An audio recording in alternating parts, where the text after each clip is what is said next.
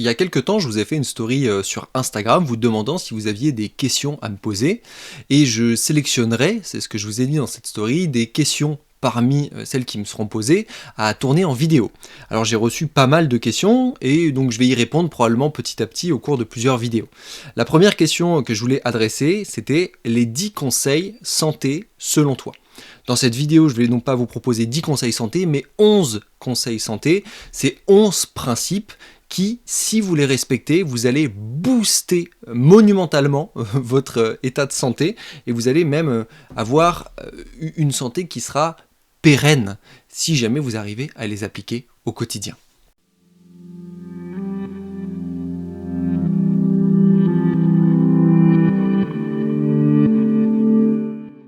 Je me suis noté ici, sur mon petit carnet, les 11 conseils dont je voulais vous parler. Et donc, on va les dérouler un à un. Le premier conseil, le premier principe que je voulais partager avec vous, c'était « Vous n'êtes pas votre corps ». Il y a trop de gens aujourd'hui encore qui viennent me consulter ou avec qui je discute au quotidien, qui me disent j'ai mal là, j'ai cette maladie, c'est ça, je suis cette maladie entre guillemets. Il y a une identification qui est faite par rapport à la maladie, il y a une identification qui est faite par rapport aux problèmes au niveau du corps et donc je suis tellement mon corps que je suis cette maladie. Et ça, c'est un paradigme qu'on voit énormément aujourd'hui, surtout dans un système où le médical met énormément le corps au centre et on va chercher le problème au niveau de l'organe, on cherche à se spécialiser et on spécialise tellement qu'on oublie l'ensemble de l'être. Et donc j'aimerais dans cette vidéo, en premier principe, en premier conseil, vous rappeler que vous n'êtes pas votre corps. Votre conscience habite ce véhicule qu'est votre corps. Et ça, on le voit énormément en spiritualité, on n'est pas le corps, hein. On est simplement une conscience qui habite différents corps. Et c'est pour ça que sur cette chaîne, je vous véhicule tellement cette notion que il y a votre corps physique, certes, mais il y a aussi vos émotions, vos états émotionnels qui sont sur une autre strate, une autre dimension. Il y a aussi vos états mentaux, vos pensées, vos croyances qui sont sur une autre strate. Et il y a encore votre spiritualité qui est sur une autre strate. En réalité, on a une infinité, enfin en tout cas énormément de strates successives dans lesquelles on vit en même temps. On a une strate inconsciente, il y a plein de sous-strates après derrière.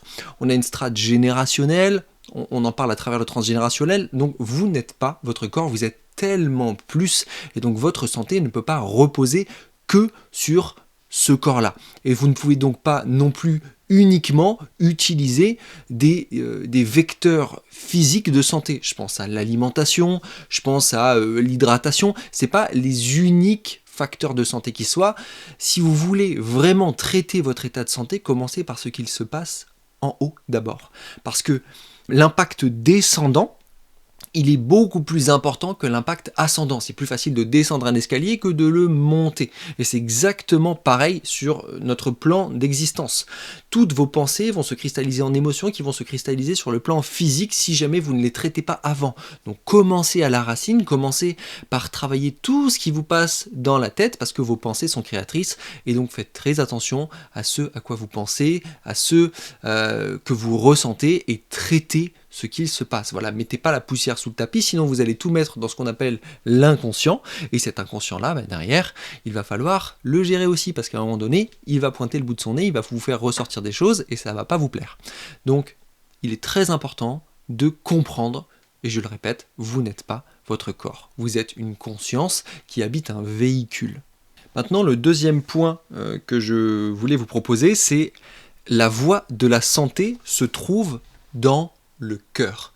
Si vous suivez votre cœur tant que possible, vous serez sur la voie de l'équilibre pour vous. Votre cœur vous dit où est-ce que vous devez être idéalement pour vous sentir bien. Si vous faites une majorité de choses à contre-cœur, eh bien, il y a de fortes chances que vous vous déséquilibriez. Si vous faites des choses avec le cœur la plupart du temps, il y a de fortes chances pour que vous soyez équilibré. Et donc il est très important de cesser d'avoir ce modèle qui est très très présent dans notre société moderne où on va chercher les réponses à l'extérieur et on les avale, on les ingère, on les impose à notre corps et à notre être sans avoir consulté ce cœur-là. Les informations, elles sont à l'extérieur, elles sont très importantes, bien évidemment. On les prend, on les propose à l'intérieur, et s'il y a une validation intérieure, alors on les adopte. Mais on ne les adopte pas sans consultation. Tout comme lorsqu'on est perdu dans la vie, c'est pas à l'extérieur qu'on doit chercher la réponse, c'est à l'intérieur de soi. D'accord ? À l'intérieur, on a déjà toutes les réponses. À l'intérieur, c'est là que l'on vit. C'est pas à l'extérieur. Donc c'est très important de revenir à soi pour aller chercher les réponses. Ça peut demander de prendre du temps pour s'arrêter. On y reviendra un peu plus tard d'ailleurs, parce que ce sera un conseil. Aller se consulter à l'intérieur, c'est très très important. Donc ne prenez pas les informations à l'extérieur sans les consulter à l'intérieur. Prenez à l'extérieur, consultez l'intérieur. Et si vous avez vraiment une question profonde pour vous-même, vous êtes perdu, allez chercher à l'intérieur la réponse et non pas à l'extérieur. Le troisième conseil maintenant que je voulais vous véhiculer, il est plus simple celui-ci, il est un peu plus physique, c'est de se coucher tous les soirs tant que possible avant 22h30. Je vous en ai beaucoup parlé sur cette chaîne déjà de cette heure un peu fatidique. En réalité, c'est pas une heure précise, mais avant 22h30, c'est idéal parce que c'est vraiment le moment où vous allez respecter le plus possible votre rythme circadien. On en a parlé la semaine dernière dans la vidéo que je vous mets juste ici d'ailleurs. Donc si vous voulez respecter votre rythme circadien, respecter votre rythme biologique, couchez-vous tant que possible avant 22h30, c'est un rythme qui est naturel pour votre organisme et c'est ainsi qu'il va au mieux se régénérer et vous permettre d'avoir vraiment des sommeils, enfin en tout cas un sommeil de qualité ou de l'optimiser, parce qu'il y a énormément de facteurs qui impactent le sommeil bien évidemment. À commencer par ce qui se passe là-haut. Donc si vous avez suivi le premier principe et que vous l'avez traité, normalement c'est juste une question, entre guillemets, de sommeil. Si tout l'inconscient est géré, tout ce qui est à l'intérieur. Bien sûr, c'est un gros travail, hein. C'est pas comme ça que ça se fait, mais tant que possible, optimiser aussi les facteurs physiques, qui est de se coucher tous les soirs avant 22h30. Le quatrième principe et conseil que je voulais partager avec vous, c'est d'éviter la caféine après midi. Je vous ai déjà parlé de ça dans plusieurs vidéos également. La caféine, elle a une demi-vie qui est très longue. La demi-vie, c'est quoi ? C'est le temps nécessaire à une substance pour que la moitié de cette substance soit éliminée de l'organisme. Okay ? La demi-vie de la caféine, elle est d'environ 5 à 6 heures. Donc ça veut dire qu'il faut 5 à 6 heures pour éliminer seulement la moitié de la caféine en présence dans votre organisme. Ça veut dire que si vous prenez un café à midi, à 18 heures, vous avez toujours la moitié de cette substance en présence de votre organisme.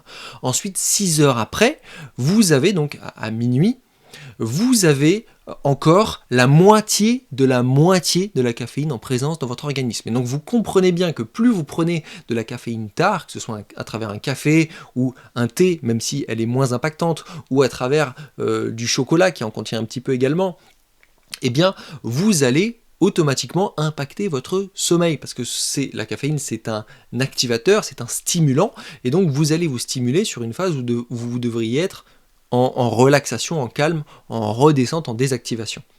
C'est pour ça que la caféine, personnellement, je l'ai complètement arrêtée, en tout cas, parce que maintenant je ne bois que du décaféiné en grains, que je moue avec une machine, avec ma machine. Donc du décaféiné à l'eau uniquement, sans solvant, sans autre solvant que de l'eau. Et donc ça, pour moi, ça fonctionne super bien. Je bois un seul décaféiné le matin, donc même pas dans l'après-midi, j'en bois un le matin et c'est tout. Et franchement ça me convient vraiment bien parce que j'adore le goût du café et donc je m'en prive pas, je prends ça mais sans la caféine. Et donc si jamais ça peut être une solution qui vous intéresse, n'hésitez pas à essayer. Donc pas de caféine après-midi. Ensuite, le cinquième conseil que je voulais partager avec vous, c'est de boire de l'eau filtrée ou de sources naturelles, non embouteillées, tant que possible. Et donc ça, c'est hyper important. Aujourd'hui, on a une eau qui véhicule énormément d'éléments néfastes, de polluants. On a des perturbateurs endocriniens.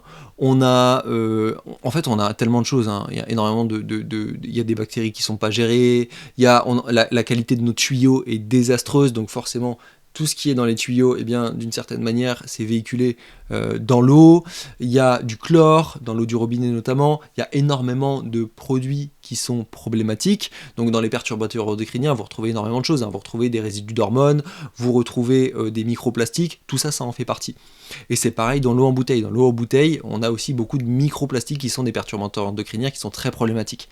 Donc tant que possible, filtrez votre eau. J'ai fait une vidéo spécifique sur les systèmes de filtration que personnellement je trouvais les plus pertinents, ne serait-ce qu'en termes de facilité, mais aussi en termes d'efficacité.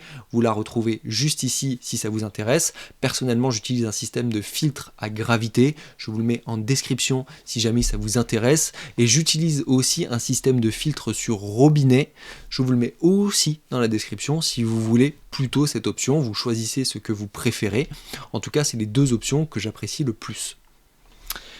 Ensuite, nous avons en 6e conseil de prendre le temps d'être. Et donc ça rejoint ce que je vous disais tout à l'heure, prendre le temps de revenir au centre. Aujourd'hui, on est dans une société du faire. Faire dans le sens F-A-I-R-E. Le faire, on doit accomplir, on doit agir. On est tout le temps à l'extérieur. Notre énergie va à l'extérieur et on se vide de notre énergie, on se vide de notre substance parce que le faire est quelque chose qui va à l'extérieur. On pourrait le comparer à une énergie yang, dans le yin et le yang du taoïsme. Et donc, pour contrebalancer, qu'est-ce qu'il faut ? Parce qu'il faut chercher toujours l'équilibre en toute chose. L'équilibre en toute chose, il se trouve dans une énergie qui va à l'intérieur, une énergie yin. Quelle est cette énergie yin ? C'est l'être. E-T-R-E. Être. Et donc c'est très important de revenir à soi pour être. Comment on fait ? Eh bien, on peut tout simplement s'asseoir et ne rien faire. On peut se concentrer sur sa respiration, tout simplement, se donner le temps d'être avec soi et d'affronter, oser affronter tout ce qui se passe ici, qu'on a tendance à éloigner en faisant. La plupart d'entre nous, on se sent mal, on se sent malheureux quand on est tout seul, parce qu'on a l'impression que c'est vide, on a l'impression qu'on est seul avec nos problèmes. Et donc, pour ne pas y faire face, on agit, on remplit notre intérieur avec autre chose. Et donc ça, c'est hyper important que vous puissiez cesser ce processus qui vous prend votre énergie, qui vous empêche de voir ce qui est nécessaire à votre évolution, et donc de revenir à vous. Ça peut être donc à travers la méditation, ça peut être à travers la respiration, c'est à travers des choses simples, mais qui vont vraiment vous permettre de vous reconnecter à vous-même. La méditation, pour moi, c'est le meilleur outil qui existe pour être et pour revenir à soi. Et si vraiment vous asseoir avec vous-même c'est beaucoup trop dur, vous avez quand même besoin de faire un minimum, eh bien vous pouvez commencer avec une activité créative. Vous asseoir, dessiner, prendre le temps d'avoir une activité artistique manuelle par exemple, ça peut être un très bon début pour vous retrouver parce que dans ce moment-là, vous êtes vraiment avec vous-même et avec la tâche que vous êtes en train d'accomplir, retour au présent, et ça c'est déjà très très bien pour être, parce que être, ça se passe dans le présent. Ensuite, le 7e conseil que je voulais vous donner, c'est de vous exposer tant que possible au soleil. Oui, le soleil il peut être dangereux, c'est très très vrai, mais à partir d'un certain excès, c'est toujours pareil. Le manque et l'excès sont les deux poisons que vous devez éliminer de votre vie pour trouver votre équilibre. Donc effectivement que le soleil en excès n'est pas bon, mais vous avez besoin profondément de soleil et aujourd'hui plus que jamais, parce que le soleil, on en manque cruellement, ne serait-ce que parce qu'on est tout le temps en intérieur. Donc sortez vous exposer au soleil tant que possible et bien évidemment soyez progressif et restez à l'écoute des signaux de votre peau, de votre corps, parce que c'est le seul facteur qu'il faut écouter. On n'a pas besoin d'écouter autre chose ou de se tartiner de crème, ce n'est pas nécessaire. Le bronzage sert à ça, je vous expliquais ça aussi dans une autre vidéo que je vous mets juste ici. Le bronzage, il sert à protéger votre peau, créer un bronzage progressivement en adaptant votre peau, et sur cette base-là, vous serez protégé plus longtemps.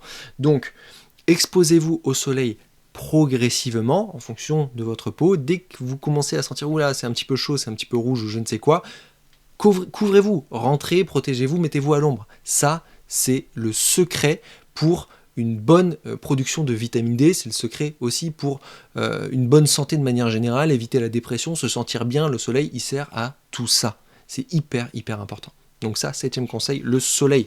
Ne fuyez pas le soleil. Pour le 8e conseil, c'était, et ça c'est le classique pour l'alimentation, manger tant que possible des aliments bruts, variés, de qualité. Brut, ça veut dire quoi? Ça veut dire vous prenez les aliments dans leur forme naturelle, vous les amenez à vous, ils sont naturels, vous les voyez en tant que tels, ils ne sont pas transformés, vous les transformez vous-même, vous le cuisinez, vous préparez des plats à partir de ces matières premières brutes. Ensuite, vous faites varier. Vous variez la nature des aliments. Donc, vous prenez des aliments plus riches en protéines, plus riches en lipides, plus riches en glucides. Vous faites varier la nature des aliments. Vous faites varier les couleurs parce que vous allez apporter naturellement des micronutriments différents, vitamines, minéraux, oligo-éléments, antioxydants, très différents, et ça c'est hyper important aussi pour que votre organisme ait tout ce dont il a besoin. Vous faites varier ensuite les modes de préparation. Vous faites du fermenté, vous faites du germé, vous faites du cru, vous faites du cuit, vous faites du sauté, du vapeur, voilà. Vous faites varier pour que votre organisme ait accès aussi à différents modèles de préparation qui vont apporter différentes qualités nutritionnelles et énergétiques. C'est pour ça qu'en médecine traditionnelle chinoise, on mange aussi cuit. Le cuit, ça va pas tout détruire. Le cuit, ça apporte aussi du réchauffement. Et dans certains cas, ça peut être extrêmement pertinent pour certains types d'organismes, certains profils ou certains moments de l'année. Je pense notamment à l'hiver, le réchauffant, c'est important.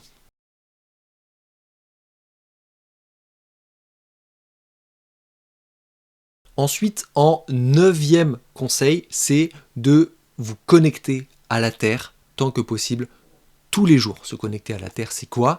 C'est poser sa main nue ou ses pieds nus sur la Terre, sur le sol, toucher un arbre, toucher la nature. Ça va vous permettre de vous décharger sur le plan électromagnétique. Ça va vous permettre de bénéficier des électrons qui sont à la surface de la Terre et qui sont des antioxydants. Ça va permettre en fait de garder l'équilibre de votre organisme et pas qu'il se charge en fait ou qu'il se déséquilibre sur le plan électromagnétique. Connectez-vous à la Terre tous les jours. Si jamais vous êtes en ville, c'est une problématique que je retrouve très souvent. Vous pouvez bien évidemment aller dans des parcs, vous connecter à la nature directement. Mais si vraiment c'est pas possible, eh bien vous attrapez le petit bouton de la prise de terre de n'importe quelle prise de chez vous, de votre appartement ou je ne sais quoi, de votre logement, vous attrapez ce petit bouton de prise de terre et ça va vous connecter directement à la terre, si la terre est bien fonctionnelle bien évidemment dans vos prises.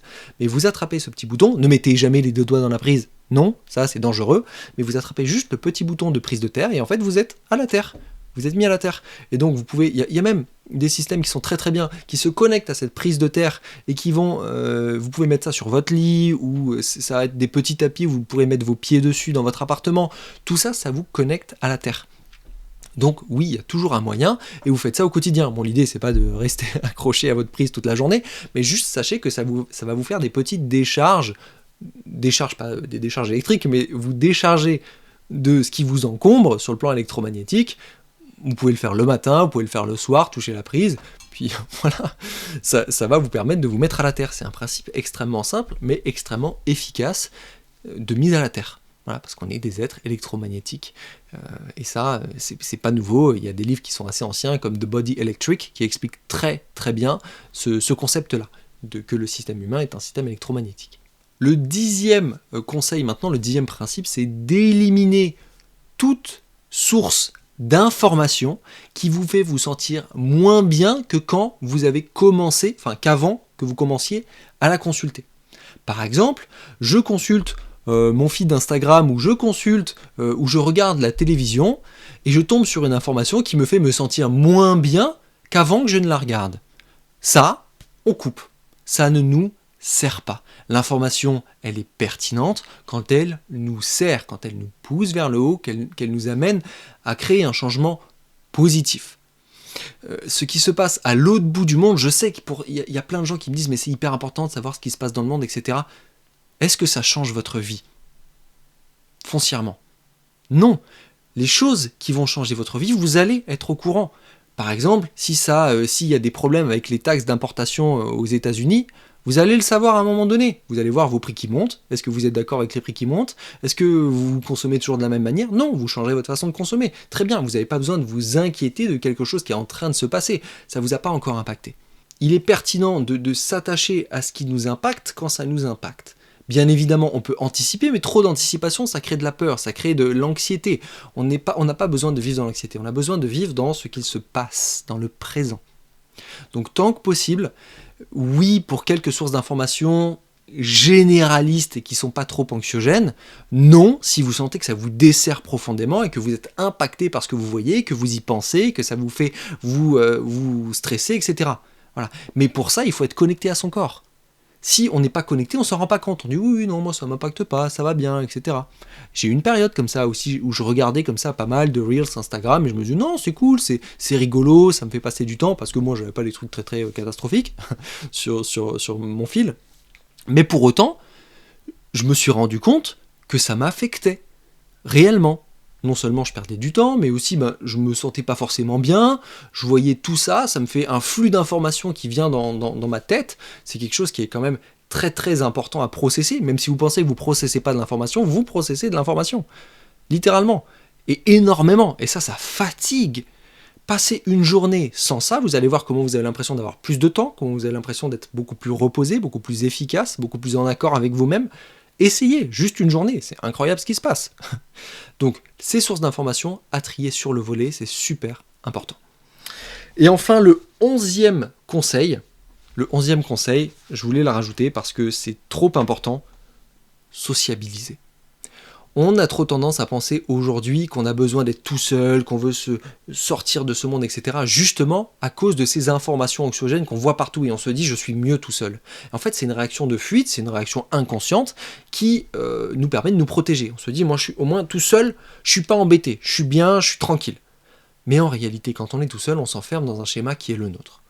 Sauf si bien sûr on est dans une logique d'évolution profonde, etc. Et encore, on a besoin des autres pour évoluer parce que les autres sont des miroirs, ils nous renvoient des facettes de nous-mêmes, ils nous renvoient des choses que l'on doit travailler. Si tel ou tel comportement vous énerve aujourd'hui, demandez-vous pourquoi. Qu'est-ce que ça réveille en vous? Si tel ou tel comportement vous fait peur, demandez-vous pourquoi. Qu'est-ce que ça réveille en vous? Qu'est-ce que ça démontre d'une peur profonde que vous avez? Est-ce qu'il y a un lien avec ce que vos parents ont vécu, ce que vous avez vécu vous-même enfant?